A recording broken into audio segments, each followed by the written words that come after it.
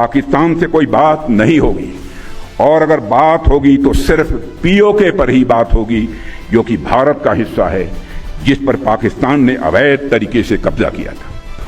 साथियों, पाकिस्तान ने इस समय आतंकवाद को अपनी सरकारी नीति का एक हिस्सा बना लिया है। पाकिस्तान ने इस बयान में जमकर अपना रोना रोया है और हमेशा की तरह संयुक्त राष्ट्र यानी कि यूएन के सामने गिड़गिड़ाना शुरू कर दिया। पाकिस्तान का कहना है कि भारत के रक्षा मंत्री का बयान भड़काऊ है और ये क्षेत्र शांति के लिए खतरा है।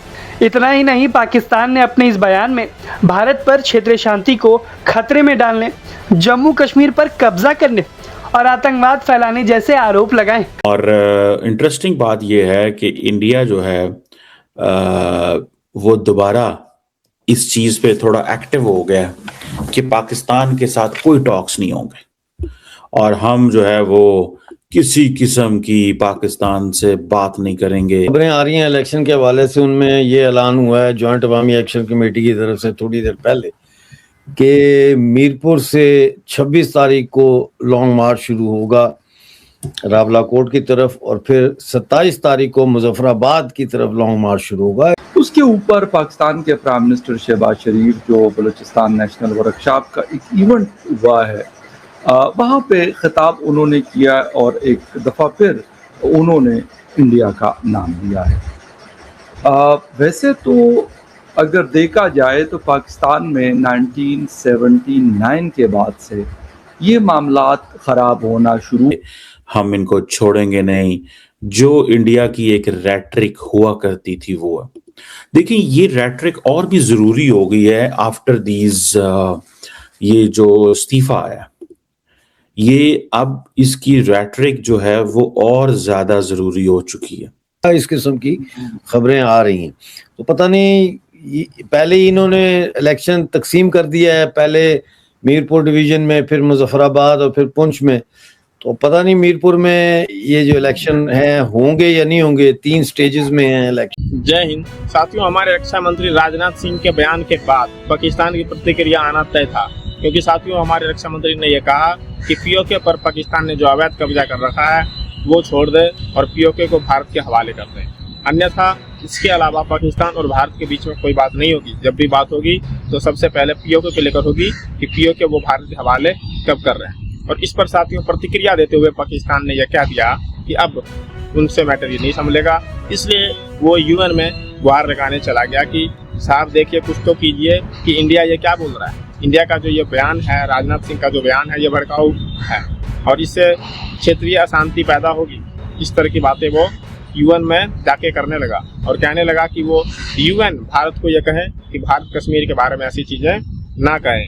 लेकिन साथियों, जाहिर सी बात है कि जम्मू और कश्मीर के मामले में इस समय यूएन से लेकर दुनिया का कोई भी देश ये जानता है कि पाकिस्तान जो कुछ कर रहा है इस समय, पाकिस्तान की जो स्थिति है वो कितनी ख़राब है, और इसलिए भारत के खिलाफ ये बयान जल्दी नहीं देंगे। और साथियों, इस समय साथियों पाकिस्तान की साजिश देखिए, वो क्या सोच रहे हैं। वो सोच रहे हैं कि पीओके को अपना जो है पाकिस्तान का पूर्णतः अंग बना लें, इसलिए वो पीओके में चुनाव कराने की बातें कर रहे थे और चुनाव लगभग उन्होंने पता नहीं किस तरीके से कोई चुनाव भी करवा लिया है और चुनाव करवा के वो दुनिया को दिखाना चाहते हैं कि पीओके उनका भाग है, इसलिए वहाँ पर उन्होंने इलेक्शन करवाया।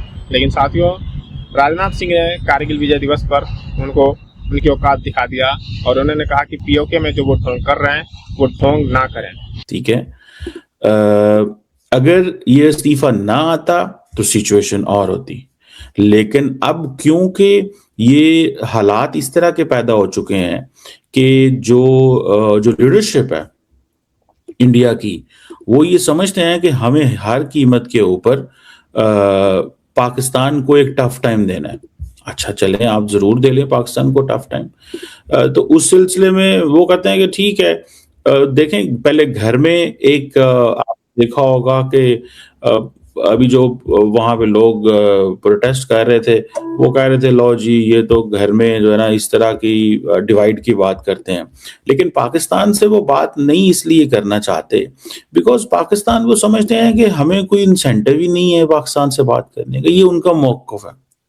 मैं अभी हाल ही में आई मेट समवन जो इंडिया के साथ ट्रैक टू, प्रभुता की ओर बढ़ने वाला, वो उसने मुझे बताया कि मैंने कहा जी क्या वहां पे बातें हुई, क्योंकि मैंने एक पूरी रिसर्च तो नहीं कहेंगे, मैंने एक पॉलिसी पेपर लिखा है।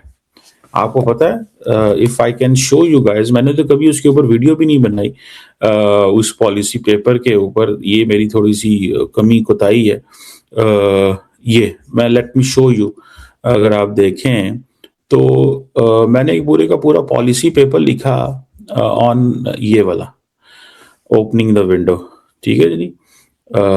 India Pakistan rapprochement as a prerequisite for peace in the region, ये मैंने और मेरे साथ जो है वो मेरे एक रिसर्च फेलो हैं, हमने ये लिखा कि बेसिकली वाई इंडियन जो एडमिनिस्ट्रेशन है वो ये सोच रही थी कि हमें पाकिस्तान के साथ जो है वो क्यों जो इंडिया की क्या उसका नाम है आरएसएस जनरल सेक्रेटरी ने और ये लोगों ने बातें की और फॉर्मर आर्मी चीफ ने बातें की, तो बहरहाल हुए। और अब 2026 यानी ऑलमोस्ट कुछ 40-45 साल से ज़्यादा हो गया जब हमने सोवियत यूनियन के ख़िलाफ़ अमेरिका का साथ दिया था, उनका हाथ पकड़ा था, और उसके बाद से लेके अभी तक हम कभी स्टेबल नहीं हुए। कुछ ना कुछ ऐसा चल रहा होता है जिसकी वजह से हमें मुश्किलात का सामना करना पड़ता है। पहले हम इंडियन साइड के कश्मीर में जो कुछ करते थे तो इंडिया को हमने हिला के रखा हुआ था, लेकिन अब इस वक्त पाकिस्तान पूरे का पूरा हिला हुआ है। बलूचिस्तान का नाम लें, खैबर पख्तूनख्वा को देखें या फिर बाकी इलाकों को देखें, तो ऐसी चीज़ें चल रही होती जो शायद कभी किसी ने सोची भी ना हो। शहबाज शरीफ साहब ने अपनी तकरीर में क्या कहा और इंडिया का नाम लेने से हो क्या रहा होता है, यानी पाकिस्तान को क्या इस हालात पे काबू पाने में मदद मिल रही है, या ये आवाम के सामने अपनी एक फेस सेविंग है कि वो आकर और इंडिया का नाम लेते हैं और उसके बाद समझते हैं कि हमारी जान खलासी हो गई, बस ठीक है, इंडिया है, इंडिया कर रहा है, भैया अब हम क्या करें। डिटेल में जाएंगे और उसमें जाने से पहले आपसे रिक्वेस्ट करेंगे कि जिन जिन लोगों ने मेरे चैनल को सब्सक्राइब नहीं किया, प्लीज़ चैनल को सब्सक्राइब करना, बेल और लाइक का बटन दबाना ना भूलें। बात हम कर रहे हैं प्राइम मिनिस्टर शहबाज शरीफ की। उनका कहना है कि पाकिस्तान में दहशतगर्द कार्रवाइयों में भारत का बिल्कुल वाज़े हाथ है। बलूचिस्तान नेशनल वर्कशॉप के शुरका से खिताब करते हुए शहबाज शरीफ का कहना था, बलूचिस्तान जोग्राफियाई लिहाज से पाकिस्तान का सबसे बड़ा और आबादी के लिहाज से सबसे छोटा सूबा है। बलूचिस्तान की क़यादत ने हमेशा ज़ाती मामलात बालाताक रख कर वफाक की हिमायत की। बलूचिस्तान में बसने वालों ने पाकिस्तान की तख्लीक में कलीदी किरदार अदा किया। उनका कहना था, दहशतगर्दी के ख़िलाफ़ जंग में हमारे 90,000 अफराद शहीद हो चुके हैं। कल मस्तूंग में सशंजत को कत्ल किया गया। बलूचिस्तान के लोगों की कुर्बानियाँ रायगा नहीं जाएंगी। उन्होंने मजीद कहा कि पाकिस्तान में दहशतगर्द कार्रवाइयों में भारत का हाथ बिल्कुल वाज़ेह है।